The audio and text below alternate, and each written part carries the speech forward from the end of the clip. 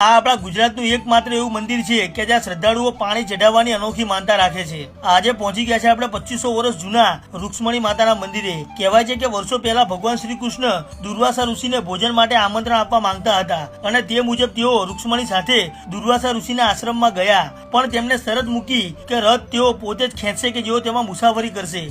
પછી તેઓ સંમત થઈ ગયા, પરંતુ રસ્તામાં જતા રૂક્ષ્મણીને તરસ લાગી અને ભગવાન શ્રી કૃષ્ણ પાસે પાણી માંગ્યું અને ભગવાન શ્રી કૃષ્ણે પગથી પ્રહાર કર્યો અને ગંગા બહાર નીકળી ગઈ અને પછી રૂક્ષ્મણીએ તરસ છીપાવી। આ જોઈ દુર્વાસા ઋષિ ગુસ્સે થઈ ગયા, કારણ કે તેમને પહેલા પાણી ના આપવામાં આવ્યું, કારણ કે દુર્વાસા ઋષિ એ સમયના મહાન ઋષિ હતા।